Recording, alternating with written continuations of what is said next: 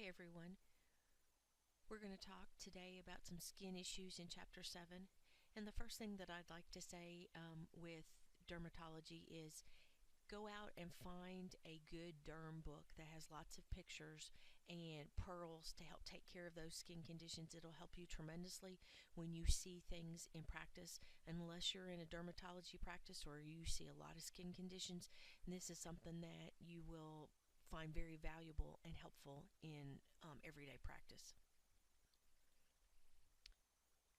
So, some common complaints that we have seen when our folks come in with skin issues is alopecia, pigment changes, pruritus, rash, and urticaria. And so, we're going to talk about these briefly. Alopecia can happen anywhere on the body. Okay, sorry, I had an interruption, so I'm going to repeat this part again, this sentence I believe that I've been working on. So, alopecia can occur anywhere on the body where hair is present, but it's usually associated with hair on the scalp. It can be gradual, and it may not be clinically apparent until approximately 50% of the scalp hair has been lost. Uh, Alopecia can be associated with emotional stress. It's the most common cause of permanent hair loss. It's called androgenetic alopecia, and it is inherited from both parents, and it can occur in both sexes. When you're making your diagnosis, history is very important. You need to ask about hair loss on both male and female relatives. It's also important to review medications that can impact hair loss. Some of those that we know include hormones, anticonvulsants, anticoagulants, birth control, beta blockers, antithyroid medicines, and excessive amounts of vitamin A or topical retin A. Treatment is available, but it's not a permanent solution. Patients need to be educated that complete return of hair growth is not possible. And these treatments need to be done daily to maintain regrowth of hair. Some of those maybe treatments include minoxidil. There is a systemic treatment for alopecia called finasteride, but this is only predominantly used in men and not women if reproductive age, because the drug can cause abnormalities of the external genitalia of baby boys. The next thing we're going to talk about is pigment changes. So we know that the skin is the most visible organ of the body and the largest of the body. So conditions that affect the skin can not only cause physical discomfort but emotional issues. Pigmentation disorders could be in primary care, can be both hyper and hypopigmentation.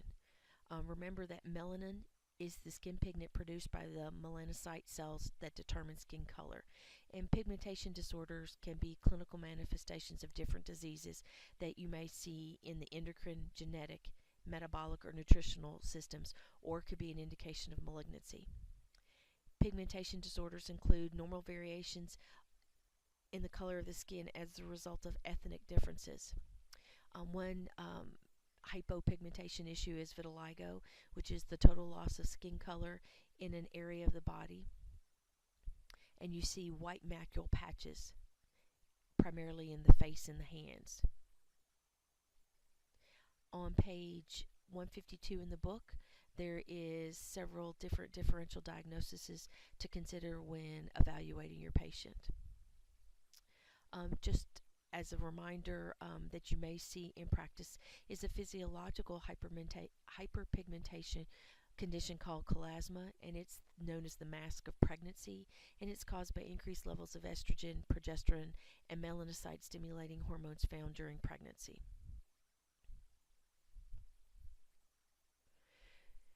Pruritus is a sensitive itching and a frequent symptom in a lot of dermatological diseases. It can be a local, such as a bug bite or contact dermatitis, or it can be systemic, that might be seen with uremia, hyperbilirubinemia. There are several that can fall of conditions that can cause pruritus. So look on page 154 and 155 in the book for different differential diagnoses. The treatment for pruritus depends on making the correct diagnosis. And is based on the symptoms. So treatment of dry skin would be to avoid harsh soaps, shorter showers, cooler temperatures, and using emollient lotions. Symptomatic treatment for generalized pruritus includes antihistamines such as hydroxyzine that can be taken 3 to 4 times a day, but it also can cause some sedation. Also, adding an over the counter antihistamine such as loratadine once a day may be helpful.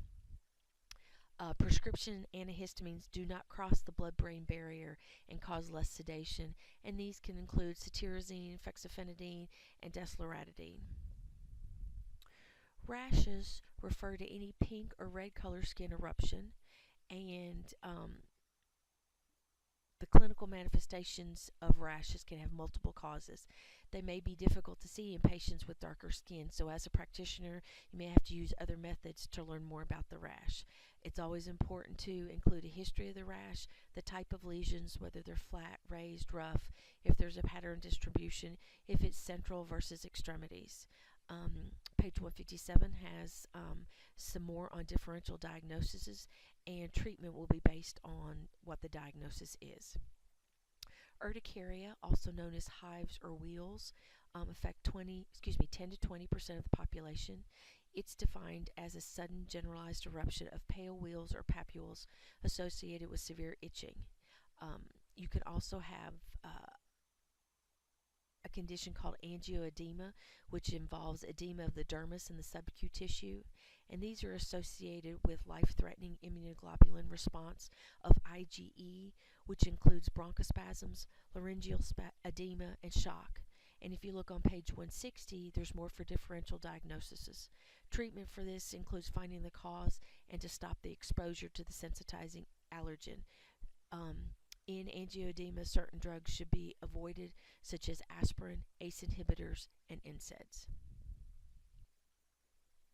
So some of the common problems you may see in primary care include parasitic infections such as scabies or lice, fungal infections, which is candidiasis, dermaphytosis, and onychomycosis, bacterial infections, impetigo, folliculitis, furnicles, carbuncles, and cellulitis, and viral infections, warts, and herpes simplex viruses.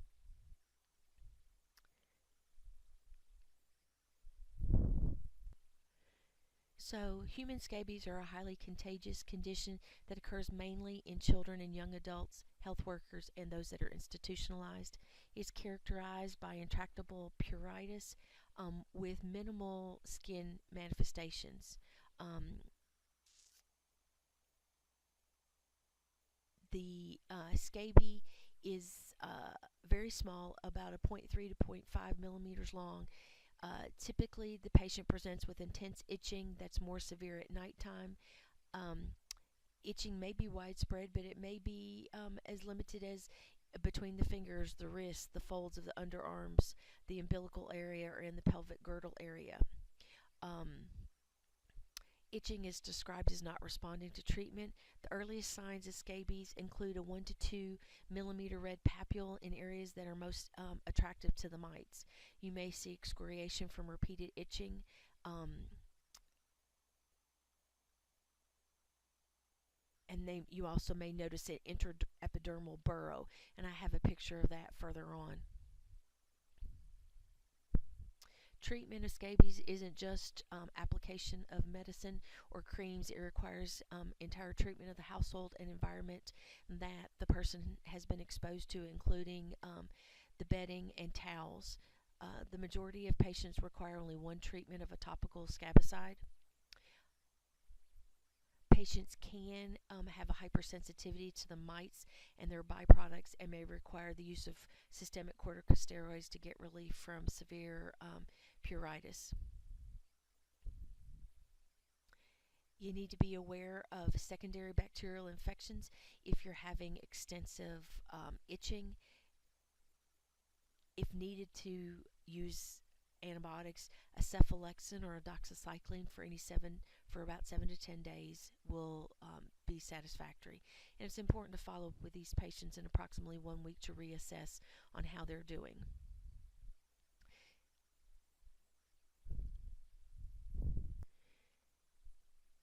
And we talked about this in our last slide, but treatments can containing lotions, using some antihistamines and topical steroids, and the possibility of antibiotics treating the patient contacts in the environments. This is also a picture that I was referring to, and you can see here the burrow where the scabies will get under and then burrow down and deposit waste products in here, and that's where the itch occurs, and it can take up to 3 to 4 weeks after you've been treated for all of this to resolve. Next, we're going to talk about pediculosis, which is lice. Patients present with complaints of intense itching, usually found in the scalp or the pubic area. You may notice crusting or scaling.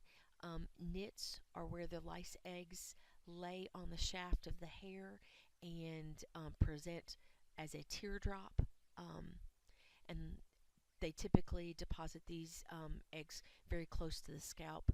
The location of the nits can be an indication of how long the infestation has been going on, based on how far away they are from the scalp.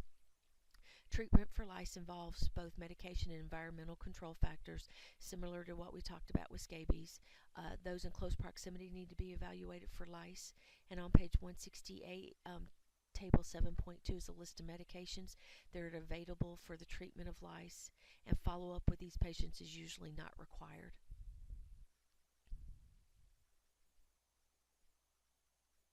And we talked about all of that.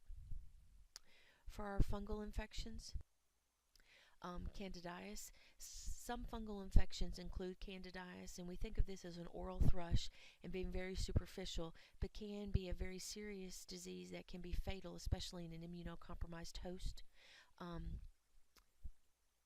Certain areas of the body are more prone to these fungal infections, and these are areas where there is an increased heat and moisture content. So we know that we can have it in the mouth. You can have genital infections in the vulvovaginitis, in the female, and ballantitis,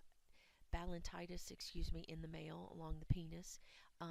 We can have infections in areas where the skin touches, such as in the groin, the axilla, fingers and toes, perianal, and under the breast. And then other infections such as folliculitis, which is an infection of the hair follicle, and subungual candidiasis, which is a fungal infection beneath the nail. So the management of these patients is using a topical treatment if the area is moist. If it's a dry area, use a cream that offers some moisture. Most creams are applied twice a day for at least 2 weeks and may need to be up to 4 weeks. It's important to advise your patient to use the products sparingly, especially with the creams, as it can break down the skin. Local reactions are usually mild and include just redness and irritation.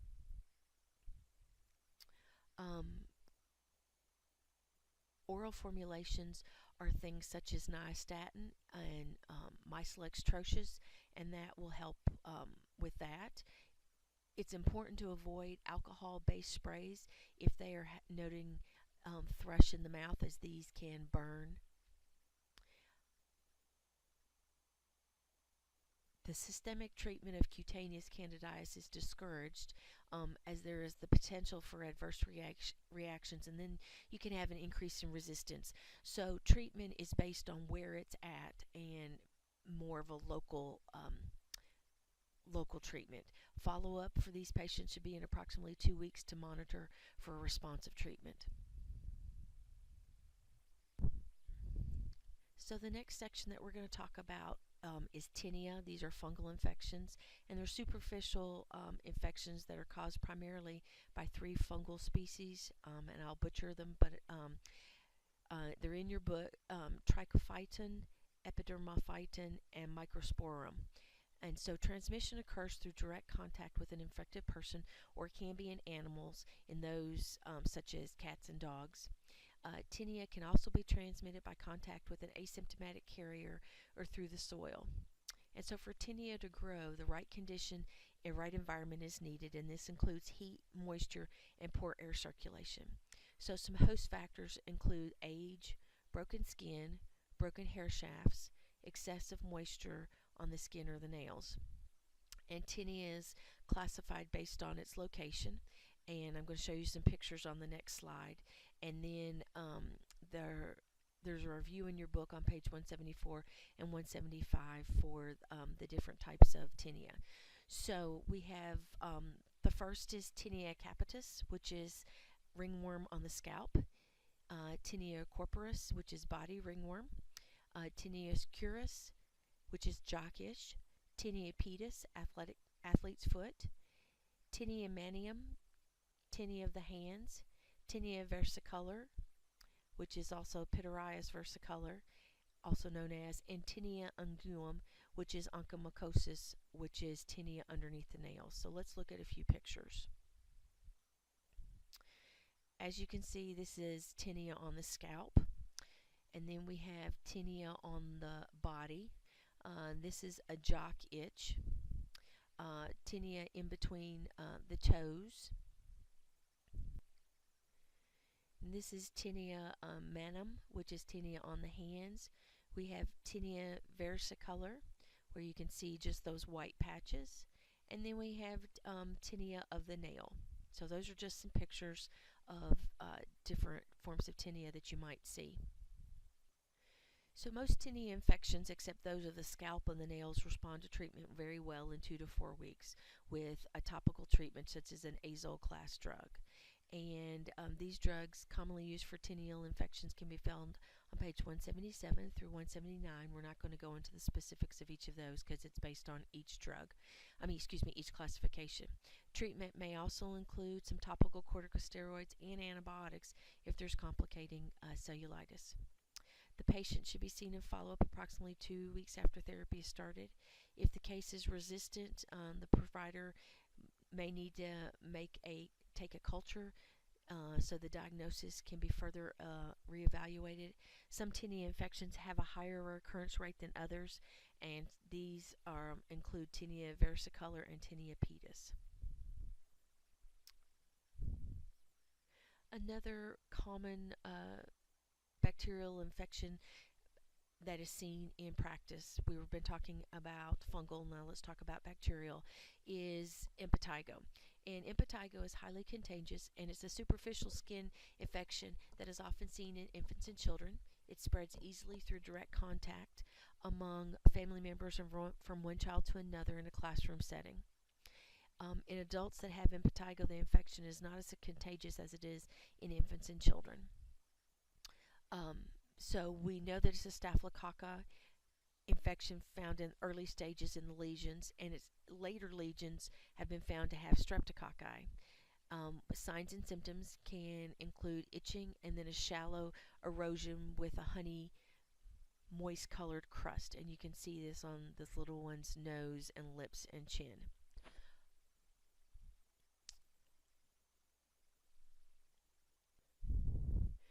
So in the management of impetigo, there are two principles. Non-pharmacological, which is used to reduce the bacterial colonization on the skin, and antibiotics to eradicate the pathogen. So even without treatment, impetigo can usually heal within 2 to 3 weeks, and with treatment, the lesions resolve in 7 to 10 days. And the key to treating and preventing is good personal hygiene and maintaining a clean environment. So some non-pharmacological include drying compresses, which could be normal saline, plain tap water, or boro solution that may be applied 10 to 20 minutes 3 to 4 times a day, and some solutions to debride the lesions.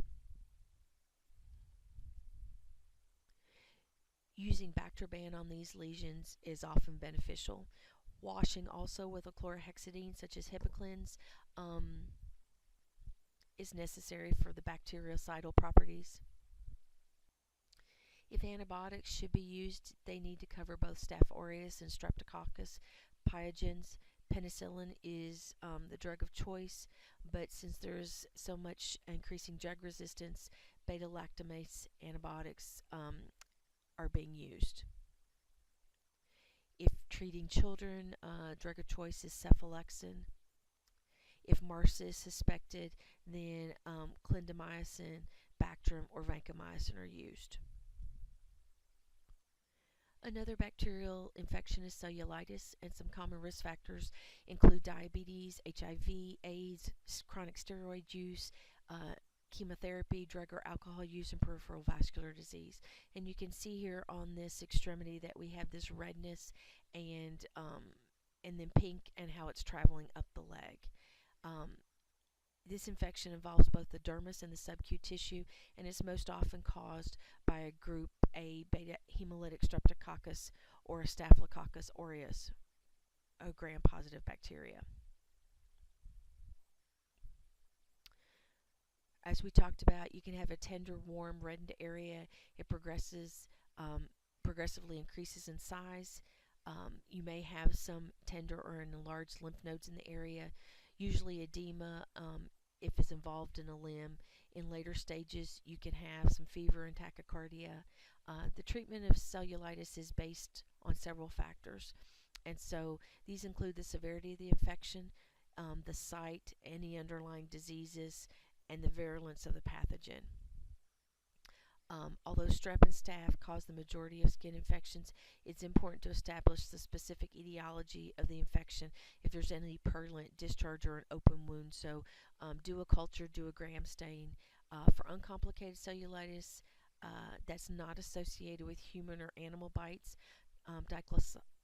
dicloxolin or cephalexin are good choices. For patients with severe penicillin allergies, you might go with erythromycin. We talked in a previous video about human and animal bites are best treated with augmentin for 2 weeks. And for complicated cases of cellulitis, referral to physician may be needed. Uh, so for prophylactic treatment for an uncomplicated human or animal bite, as we talked about, less than 6 hours old, in a previous video, would be augmentin for 3 to 5 days. I think we'll stop here and we'll start a new video. Thank you.